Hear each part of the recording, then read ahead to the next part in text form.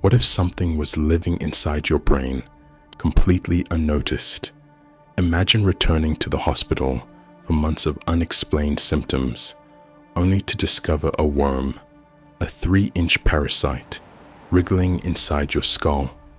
How did this snake parasite, usually found in pythons, end up in a human? And how could a woman living near a lake unknowingly become its host? This bizarre, first-of-its-kind case raises chilling questions. How many other wild diseases are lurking closer to us than we realize? And what does this mean for future medical mysteries? Would you be prepared if it happened to you? Brainworm nightmare.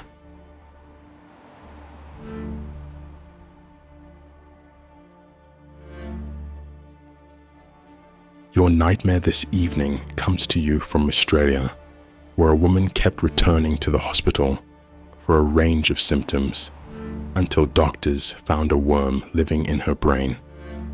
Since 2021, doctors had been treating the 64-year-old woman with steroids and other drugs for pneumonia, abdominal pain, diarrhea, dry cough, fever, and night sweats.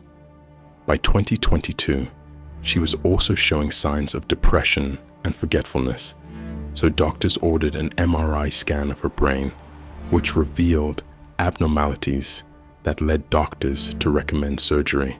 But the neurosurgeons certainly didn't go in there thinking they would find a wriggling worm. Dr. Sanjaya Senanayake, an infectious disease specialist in Canberra, told The Guardian. Senanayake was brought into the medical drama when one of the surgeons called him and said, "Oh my God, you wouldn't believe what I just found in this lady's brain. And it's alive."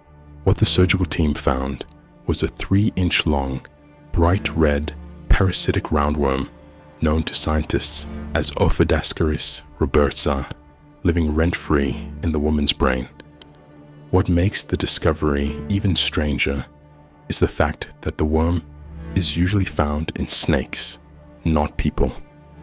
This particular roundworm is found in carpet pythons, a large species of constrictor that's endemic to Australia, Indonesia, and Papua New Guinea.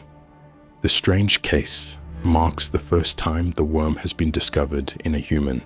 Doctors aren't sure how a parasite of snakes found its way into the woman's body. She didn't have any direct contact with snakes, but she lived near a lake where snakes are plentiful. It's possible, experts surmise, that the worm's eggs might have been on some edible grasses known as New Zealand spinach that the woman collected for cooking. Since no human had ever been diagnosed with this parasitic infection before, doctors had to carefully adjust their patient's medications over several months to treat her symptoms. That poor patient, she was so courageous and wonderful. Senanayake said, "You don't want to be the first patient in the world with a roundworm found in pythons, and we really take our hats off to her. She's been wonderful." This first-of-its-kind infection highlights how diseases formerly found only in wild animals are rapidly moving into human populations, and Ophidascaris worms are found worldwide, including in the United States. Of the emerging infections globally, about 75% are zoonotic, meaning there has been transmission from the animal world to the human world. This includes coronaviruses. This Ophidascaris infection does not transmit between people, so this patient's case won't cause a pandemic like COVID-19 or Ebola.